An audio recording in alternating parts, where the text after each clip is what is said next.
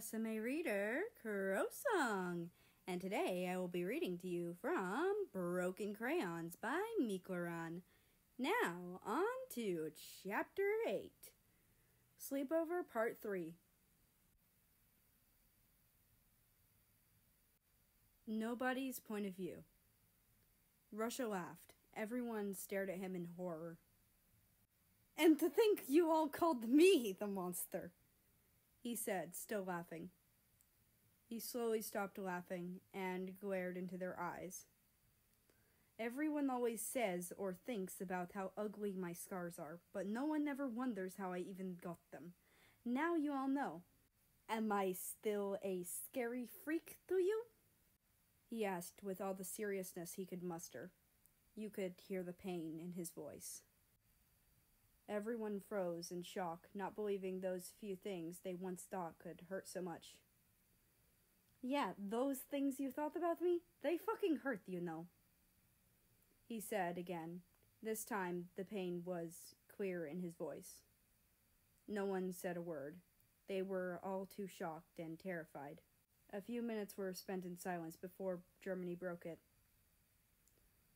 "So that's why you glared at me when you said I'm Third Reich's son," he said. "I knew he has done horrible things, but I never imagined anything like that. I'm sorry about the things I might have thought or said about you," he said, and Russia looked surprised. "I didn't expect you to apologize." "I'm sorry too," said Poland, and slowly everyone apologized as well, making Russia feel a little better. "You should have told us earlier, Russia. Hiding your feelings like that isn't the right thing to do," said America, and Russia sighed. "I know, but I didn't think anyone would believe me." After a while of talking about it, it began to become late. Korea came in and told them they should go to sleep, and they agreed. They were all afraid that it would be nothing but nightmares. "Oh, sorry, we're missing one blanket," South Korea said. "It's okay. I can sleep without one. After all, I did for 5 years," Russia said, and Korea gave blankets to all of the others. Time skip. America's point of view. The room was dark. I didn't know what hour it was, and I couldn't sleep. I kept thinking about all what Russia has been through, and everyone silently bullied him. He was suffering so much, and nobody knew. After a few minutes, I could see someone moving.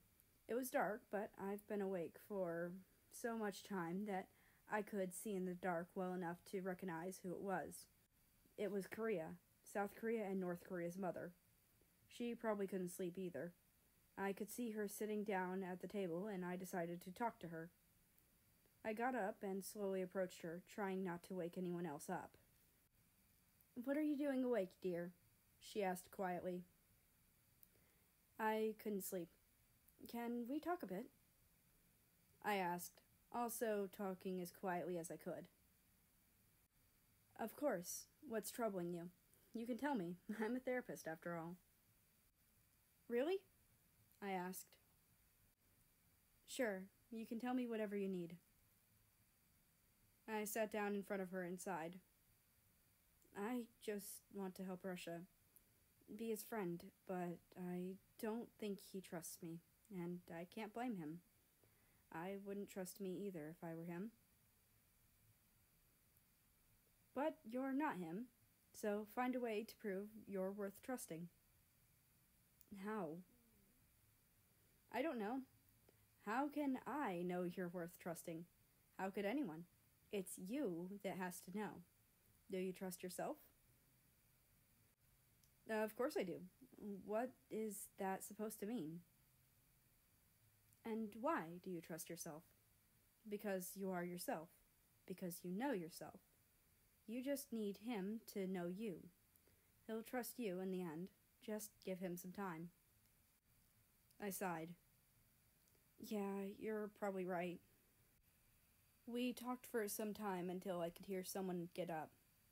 I turned and saw Russia. Poor guy, probably had a nightmare. May? He muttered. And Korea, why are you two awake? He said and walked towards us. We couldn't sleep. I assumed you had a nightmare. I said. Yeah, he murmured. I need some air, he said, and Korea pointed at the door. We have a big garden. You can go there, she said, and Russia thanked her.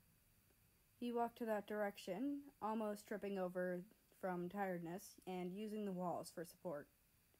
He exited the room and closed the door behind him. Maybe I should go talk to him, I said. I'm not sure he'll want to talk, but it's worth a shot, said Korea. And I got up and walked towards the door as well. The view was absolutely stunning. The garden was filled with trees and flowers, and I was pretty sure I saw a small ornamental pond with koi fish. I walked around for a bit and appreciated the beauty of this place. Suddenly, I saw Russia, so I went closer to him. I noticed something weird. He was crying. I gasped quietly. I never saw him cry. Well, except in memories, but that doesn't count. He probably heard me as he flinched and turned to me, trying to hide his tears. Hey, it's okay, I told him, and he wiped his tears and turned away. I sat next to him. Hey, look at me, I said. He didn't turn back. I assume you don't want to be seen crying, and I understand, but it's totally a normal thing. I tried to comfort him. It didn't work. You know, there's a quote I like. It says, "Crying isn't a sign of weakness. It's a sign you've been strong for too long."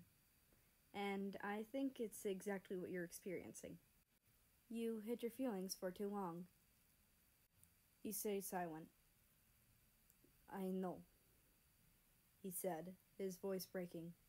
I noticed he was trembling, so I put my hand on his shoulder. He flinched from the sudden touch. Oh, sorry, I forgot. I apologized, and he stayed with his back to me. I sighed. Just leave me alone, okay? I appreciate what they're trying to do, but I'd rather be alone, he said, and I got up. Okay, whatever you want, I said, and walked back to the house. Russia's point of view. Are you stupid? What are you doing? He was trying to help me, and I just pushed him away. That's why I don't have friends. Who knows if he'll still want to be my friend? He probably thinks I'm selfish. He probably hates me now. Who am I kidding? He never liked me in the first place, did he? But he cared. I could see it in his mind and his eyes, his voice, his touch. He does care. I'm just lying to myself to make me feel worse. I really am stupid, aren't I? I'll talk to him tomorrow. And that's the end of this chapter. I hope you enjoyed it. Anyway, I'd like to invite you to join the Discord, which is linked down in the description below. That being said, I hope you have a nice rest of your day, night, or whatever it is for you. Just enjoy your time. And I will see you tomorrow.